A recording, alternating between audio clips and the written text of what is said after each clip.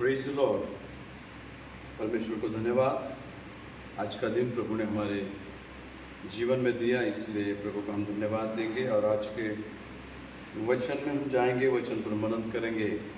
आज का जो वचन है निर्गमन का 3 अध्याय 1 से लेकर कुछ वचन हम यहाँ पर पढ़ेंगे। फिर यहाँ पर लिखा है, परमेश्वर द्वारा मूसा का आह्वान। परमेश्वर द्वारा मूसा का आह्वान। मूसा अपने ससुर इत्रो नामक मिद्यान के याजक की भेड़ बकरियों को चराता था और वह उन्हें जंगल की पश्चिमी ओर होरेब नामक परमेश्वर के पर्वत के पास ले गया। और परमेश्वर के दूत ने एक कटीली झाड़ी के बीच आग की लो में उसको दर्शन दिया। और उसने दृष्टि उठाकर देखा कि झाड़ी जल रही है पर भस्म नहीं होती। तब मूसा ने कहा, मैं उधर जाकर इस बड़े आश्चर्य को देखूंगा कि वह झाड़ी क्यों नहीं जल जाती। जब यहोवा ने देखा कि मूसा देखने को मुड़ा चला आता है, तब परमेश्वर ने झाड़ी के बीच से उसको पुकारा, हे मूसा, हे मूसा। मूसा ने कहा, क्या आज्ञा?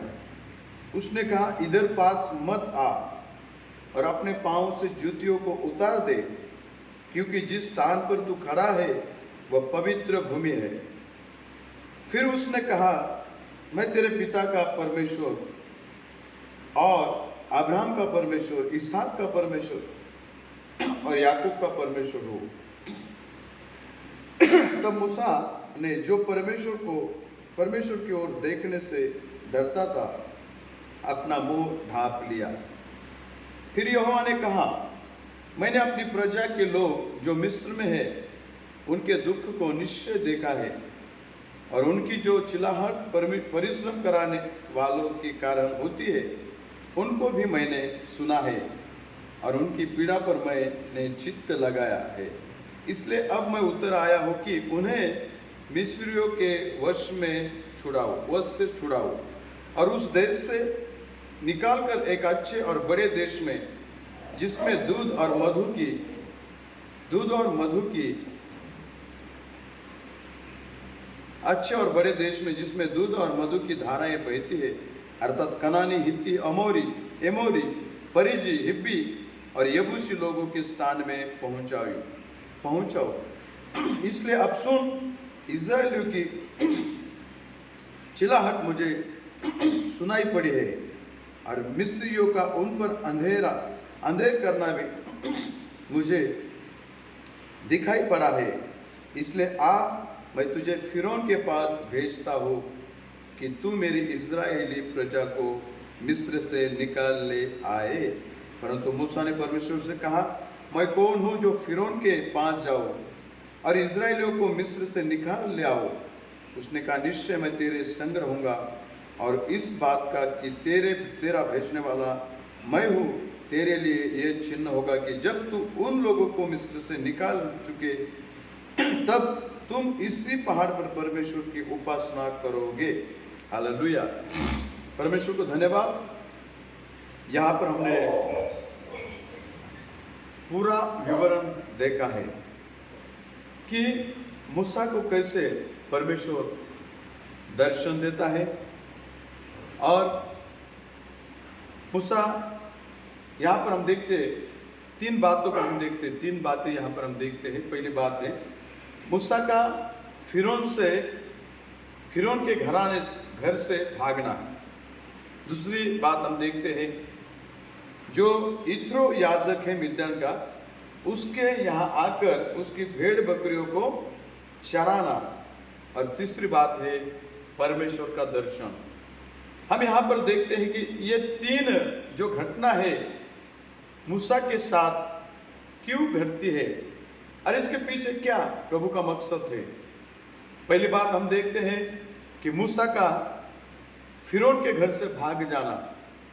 हम उत्पत्ति की किताब में देखते हैं, हम इस उत्पत्ति की किताब में भी देखते हैं और निर्गमन की पुस्तक में भी हम देखते हैं।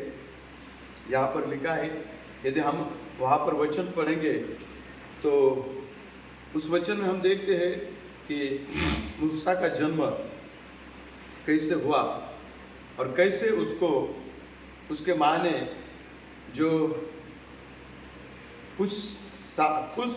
कुछ महीने वहाँ पर उसको छिपा के रखा ताकि उसकी कत्ल न हो, क्योंकि उस समय जो राजा था उसने ऐसा फरमान निकाला था कि जितने भी यहूदियों के बीच में लड़के होंगे उनको कत्ल करो और जो लड़कियां हैं उनको जिंदा रहने दो। परंतु हम देखते हैं कि उसी घर में, लेवी के घर में, हम देखते हैं कि मूसा का जन्म वहाँ पर होता है। परंतु यहाँ पर हम देखते हैं कि मूसा के जन्म में, मूसा का जो जन्म हो उसके पीछे खुदा की या परमेश्वर की एक बड़ी योजना थी, ताकि मूसा के द्वारा अपने लोगों को छुड़ाए मिस्रियों के गुलामी से, उस फिरौन की गुलामी से। वो फिरौन का जो गुलामी है, दासत्व है, उनमें उस दासत्व से अपने लोगों को छुड़ाने के लिए परमेश्वर ने मूसा को इस संसार में भेजा। हम देखते हैं कि जब उसको और ज्यादा समय वहां पर छिपाना मुश्किल हो गया, इसलिए उसकी माँ ने एक क्या बोलते, एक जो नदी में एक वहाँ का जो बोलते उसको एक टोपली बना के उस टोपली में उसको रखा और पानी में, नाइल नदी में उसको छोड़ दिया। और वो जब नाइल नदी में उसको छोड़ दिया तो जो फिरौन की कन्या है, बेटी है, उसके सहेलियों के साथ वो नहाने के लिए उस नदी में वो आई तो देखा कि एक अच्छा बालक उस पेटी में है, उस टोपली में है, तो उसने वो लाने के लिए अपने दासी को आज्ञा दी और उस बच्चे को लेकर उसने अपने महल में, अपने फिरौन के घर में, पिता के घर में वो लेके गई। और जब मरियम ने देखा, जब मूसा की बहन ने देखा, तब वो चुपके से देखकर वो राजा, वो फिरौन के बेटी के पास आके कही, बोली कि इसके लिए दूध पिलाने वाली को मैं ला सकती हूँ क्या, मैं उसको दूध पिलाने वाले को बुला के लाऊं क्या। तो उस बेटी ने, फिरौन की बेटी ने कहा, जा उसको बुला। और जब उसको बुलाया तो मूसा की माँ उधर आई और उसने उसको दूध पिलाया। वो बड़ा हो गया और बड़ा होने के बाद वो उधर उस बेटी वो महल में वो फिरौन के घर में उसका पालन पोषण हो गया और वो बड़ा हो गया। लेकिन प्रभु का आत्मा उनके अंदर था, प्रभु की उपस्थिति उसके जीवन में थी। जब एक दिन वहाँ पर हम देखते कि जो यहूदी लोग हैं उनको, यहूदी जो इजरायली लोग हैं उनके साथ एक मिस्री व्यक्ति झगड़ा कर रहा था और यहूदी को मार रहा था। तब मूसा गया और वो झगड़ा करने वाले दोनों आदमी के बीच में गया और वो मिस्री को उसने ऐसा मार दिया कि वो वहाँ पर मर गया। और मूसा ने उसको वही रेत पर वहाँ पर उसको दफन किया। और जब ये यहूदियों ने देखा, और दूसरे दिन हम देखते कि दोनों आपस में यहूदी लोगों का झगड़ा लगा और वहां पर मूसा आकर कहते हैं, भाइयों तुम आपस में क्यों झगड़ते हो। फिर वो कहते, तुझे हमारे ऊपर अधिकारी किसने ठहराया, तू कोई है, जैसे तूने कल उस मिस्री को मारकर गाड़ दिया आज वैसा हमें भी करना चाहता है। तभी मूसा के मन में एक बात आई कि कल की बात अभी फैल जाएंगे, कल की बात अभी सब लोगों को मालूम हो जाएगी, फिरौन को मालूम हो जाएगी और मुझे वहां पर शिक्षा दी जाएगी। इसीलिए उसी समय मूसा वहां से भाग गया और वो कहां पर आ गया, मिद्यान के इत्रो याजक के पास आ गया। वो भी हमें मालूम है कि कैसे उसके घर में उन्होंने प्रवेश किया, उसकी बेटियों को उसने पानी, उनके जानवरों को पानी पिलाने के लिए उनको वहाँ पर हेल्प किया, सहायता किया। जो दूसरे जो लोग थे, दूसरे भेड़ बकरी वाले, उनको वहाँ पर उनको सताते थे, उनके जानवरों को पानी नहीं पीने देते थे। वहाँ पर मूसा आकर उनको हेल्प किया, सहायता किया। और इसी कारण इत्रो की जो लड़कियां हैं वहाँ पर देखते हैं कि उसी कारण उसके द्वारा प्रभु ने एक अच्छा कार्य किया उसके द्वारा। और उसी समय मिद्यान का जो याजक है उसके घर में उसकी भेड़ बकरियां वो चराता है।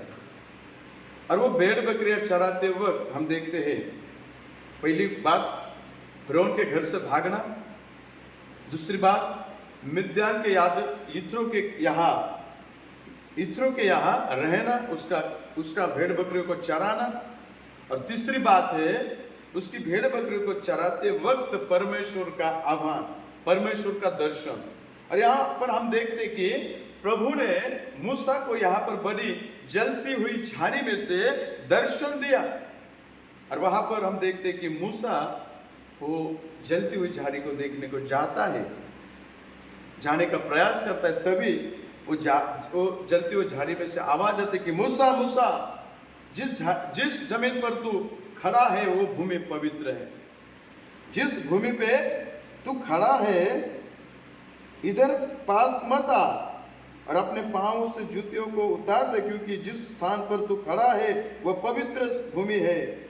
फिर उसने कहा, मैं तेरे पिता का परमेश्वर और अब्राहम का परमेश्वर, इसहाक का परमेश्वर और याकूब का परमेश्वर हूँ। तब मूसा ने, जो परमेश्वर की ओर देखने से डरता था, अपना मुंह ढांप लिया।